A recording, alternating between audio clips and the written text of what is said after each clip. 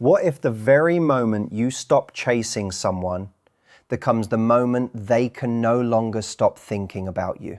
Not occasionally, not by chance, but almost every single time. That is one of the biggest truths about avoidant attachment that most people never hear. Their mind is built in a way where your absence often creates a stronger emotional impact than your constant presence ever could. The silence you leave behind begins echoing inside them, often in ways they cannot even understand themselves. It is why someone who seemed emotionally distant can suddenly find themselves staring at your name on their phone at 2 a.m, wondering whether they should reach out. By the end of this video from Avoidant, you will understand exactly what is happening inside an avoidant person's mind after you stop contacting them, why their thoughts begin to shift, and what you should actually do with that knowledge.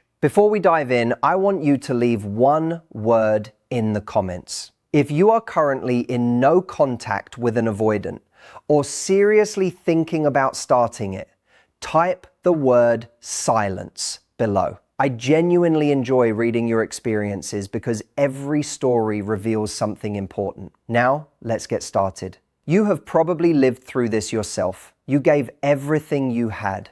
You were consistent, caring, affectionate, and always available. You replied quickly, reached out often, and tried to make them feel loved. Yet somehow, the more effort you invested, the farther away they seemed to drift. Their messages became colder, their energy changed, they created more distance, leaving you wondering what mistake you made. Naturally, you responded the only way you knew how. You tried even harder. You became more patient, more understanding, more forgiving, and more emotionally available. Yet nothing seemed to change. Eventually, you reached your limit. Whether it came from exhaustion or because someone advised you to stop reaching out, you finally did something different. You became silent. Now you are left wondering what is happening on the other side. Have they noticed?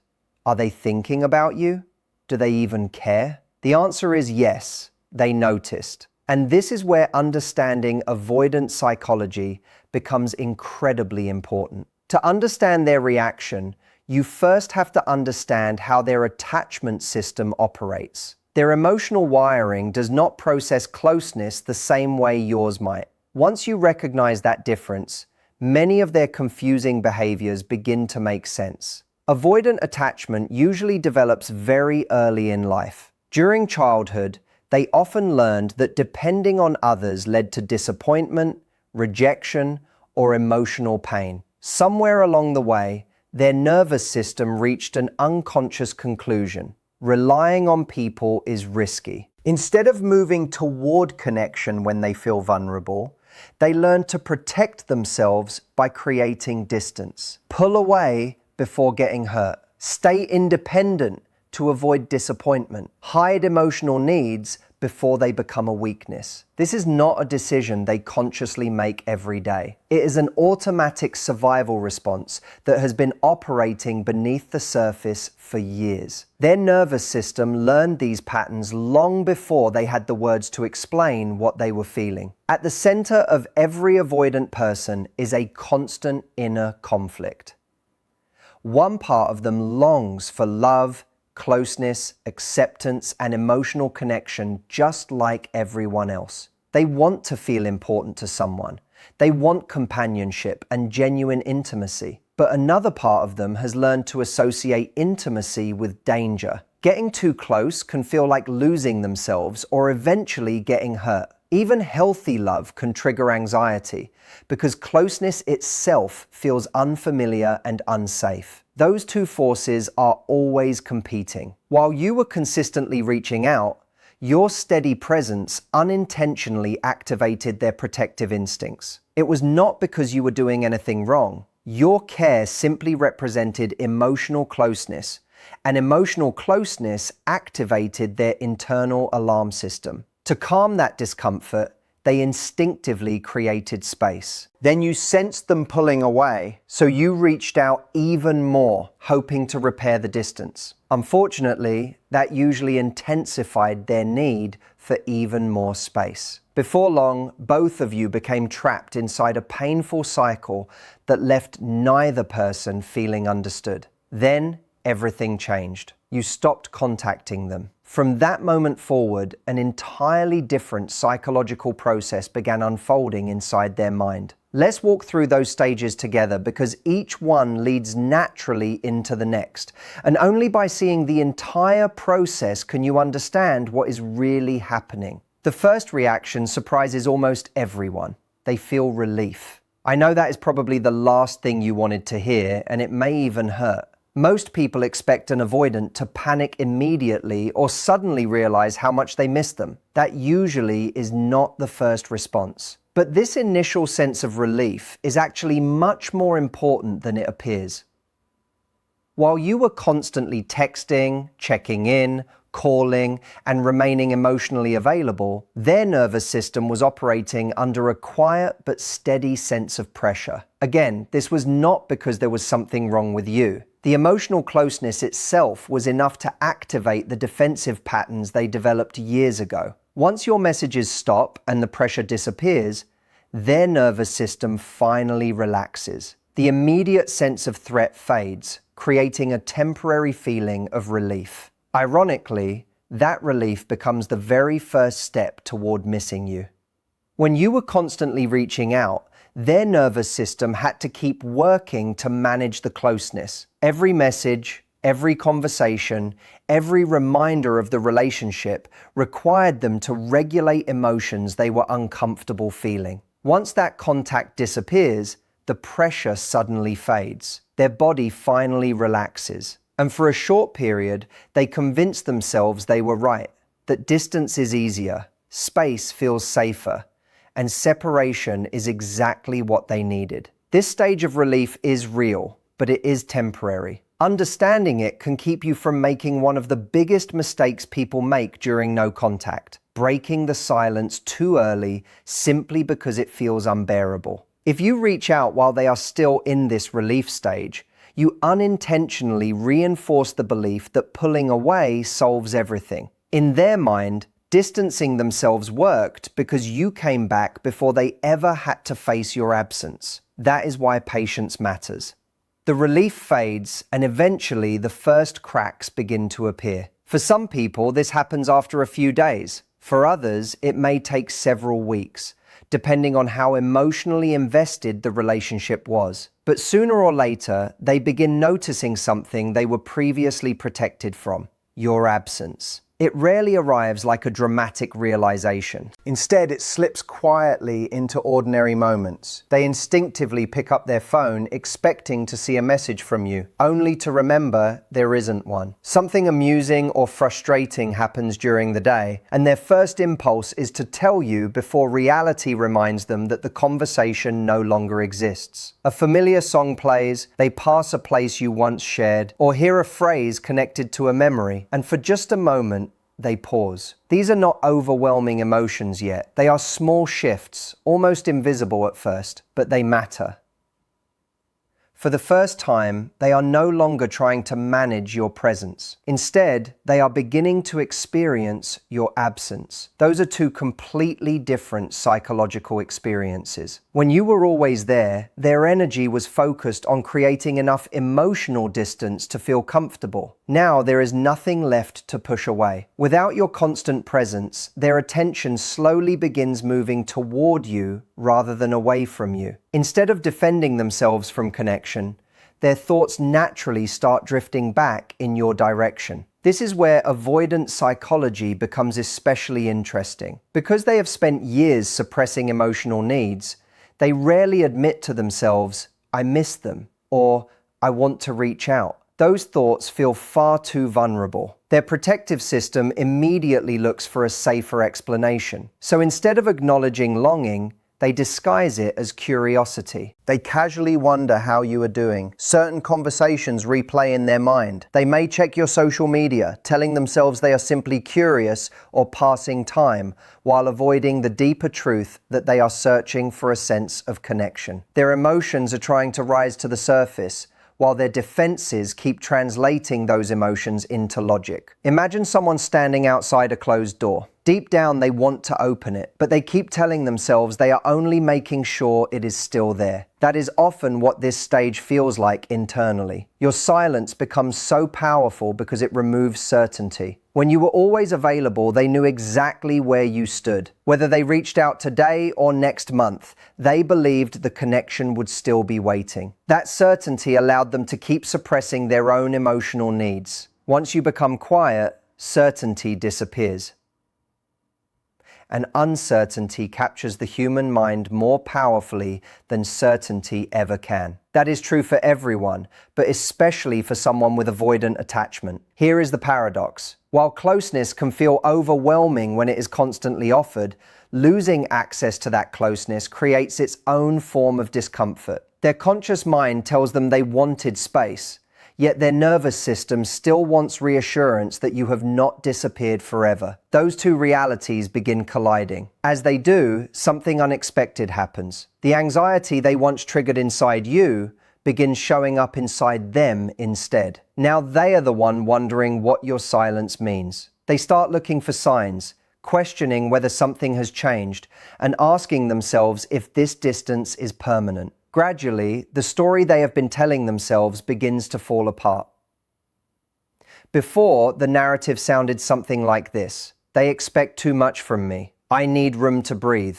Distance is better for me. But once you stop giving them something to resist, that explanation loses its foundation. After all, it is difficult to convince yourself you need space from someone who is no longer chasing you. Without that defensive story to lean on, deeper emotions finally have room to surface. That is when thoughts like these quietly begin appearing. Maybe I pushed them too far. Maybe I was colder than I realized. I wonder how they are doing. What if they have already moved on? Did I lose someone who genuinely cared? For many avoidant individuals, this becomes the first truly honest emotional confrontation they have experienced in a long time. And it happens only because your silence gave their defenses nothing left to fight against. Now let's look at what is happening inside their body during this stage, because their nervous system is telling an equally important part of the story. The reason this process runs so deep is because attachment is not only something that happens in the mind, it also happens inside the body. Whenever two people build a meaningful emotional bond, their nervous systems gradually begin responding to one another. Without realizing it, each person starts influencing the other's emotional state. Your calmness can settle them. Your warmth can soothe them. Even if they never openly show it, their body is still responding to yours. Psychologists refer to this as co-regulation, and it is one of the most important ways human beings create secure emotional connections. So when you suddenly step away, their nervous system does not simply ignore it, it notices.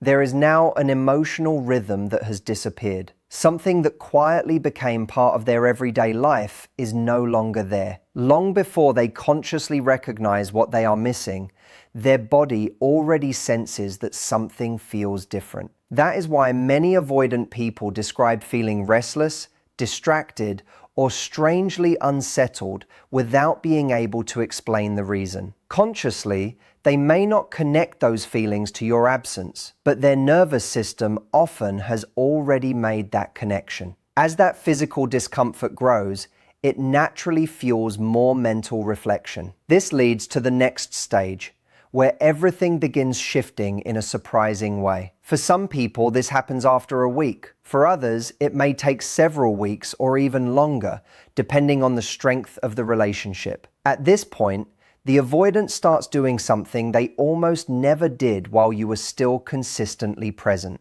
They begin idealizing the relationship. This is not manipulation or some calculated game.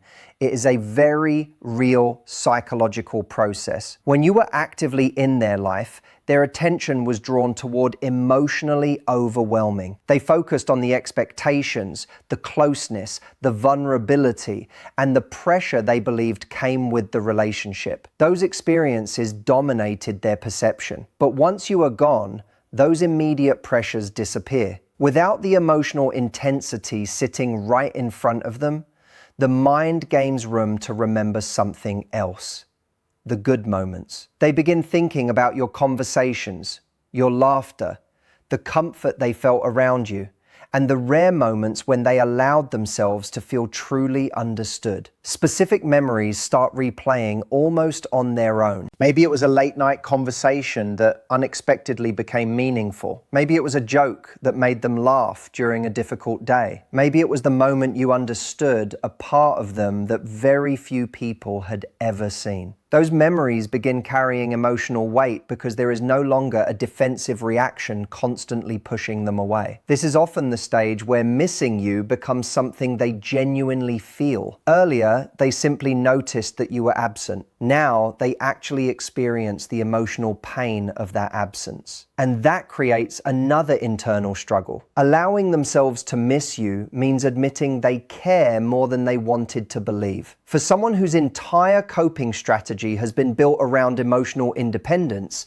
that realization can feel deeply uncomfortable. It touches the original wound that taught them needing other people eventually leads to hurt. So naturally, they try to control those emotions. Most avoidant people enter what could be called a justification cycle. Instead of accepting that they miss you, they begin creating explanations that feel emotionally safer. They tell themselves it is only because the routine changed. Maybe they are simply adjusting to a different schedule. Maybe anyone would feel this way after ending regular contact. Maybe they are just lonely today. Each explanation helps reduce the vulnerability of admitting the truth. Their mind keeps searching for logical reasons because logic feels safer than emotional dependence. The problem is that emotions rarely disappear simply because they are renamed. Every time they push those feelings aside, they eventually return. Sometimes they come back stronger than before. Sometimes they become impossible to ignore.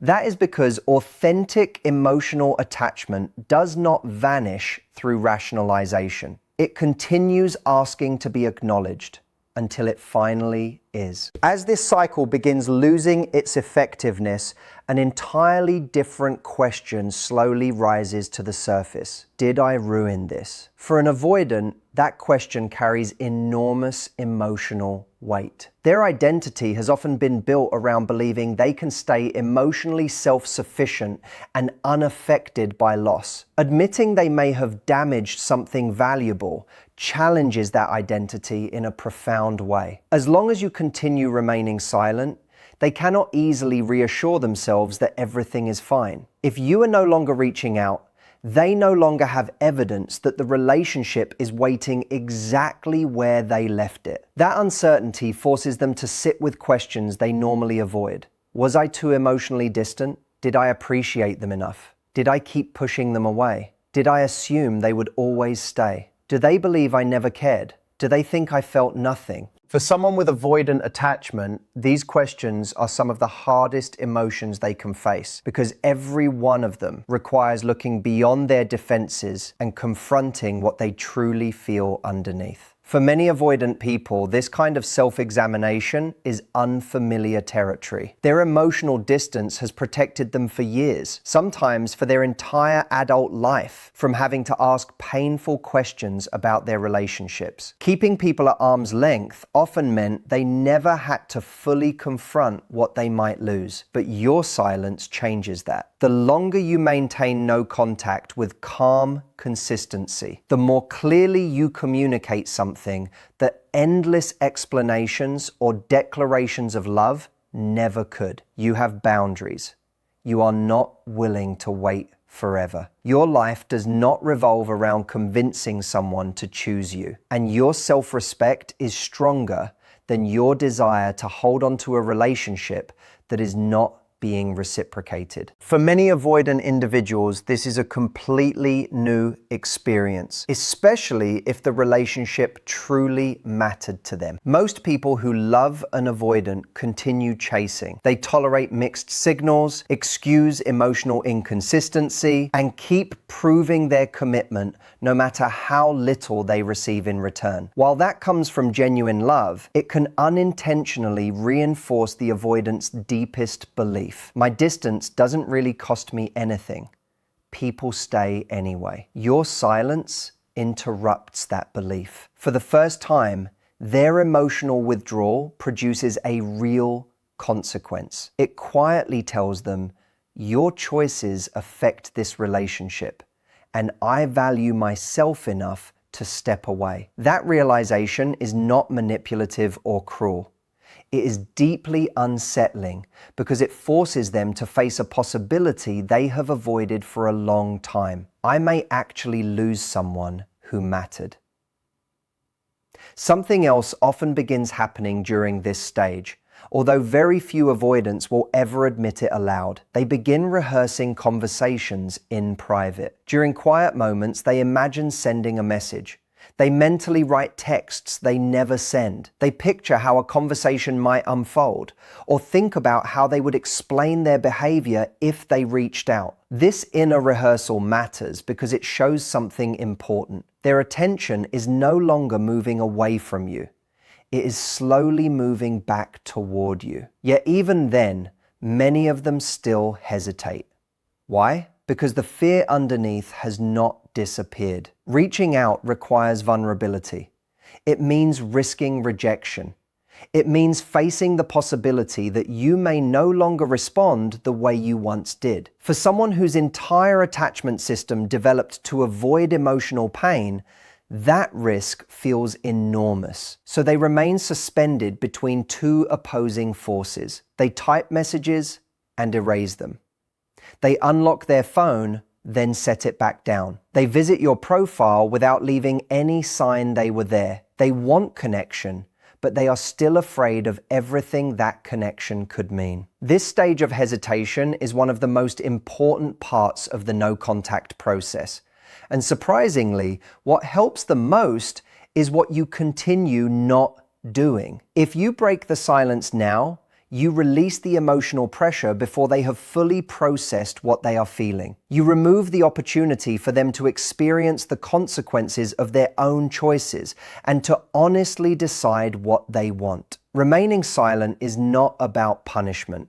It is not about winning a psychological game. It is about allowing them enough space to complete an emotional process they cannot complete while constantly responding to your presence. When you are always available, their defenses stay active. When you step back, those defenses gradually quiet down.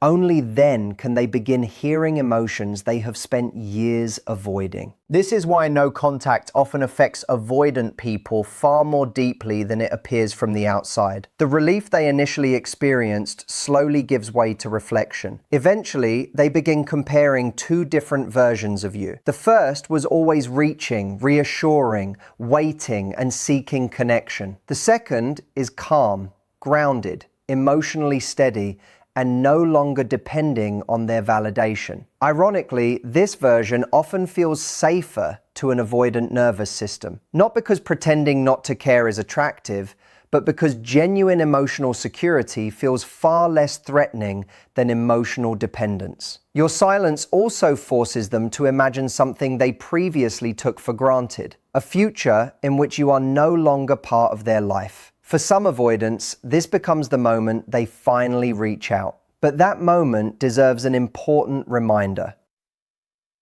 A message is not the same thing as transformation. Missing you is real. Wanting you back can also be real. But longing alone does not change attachment patterns. Without genuine self-awareness and personal growth, it is easy to recreate the same painful cycle that existed before. If they return, the relationship itself must return differently. Be kind, but keep your boundaries. Be open, but never abandon your self-respect. Most importantly, do not return to chasing, Because the real purpose of no contact was never to make someone miss you. Its purpose was to help you stop abandoning yourself. It gives you the chance to reconnect with your own life, your friendships, your goals, your peace, and the version of yourself that existed before your world revolved around someone else's responses. From that place, you become capable of building something healthier, whether that future includes them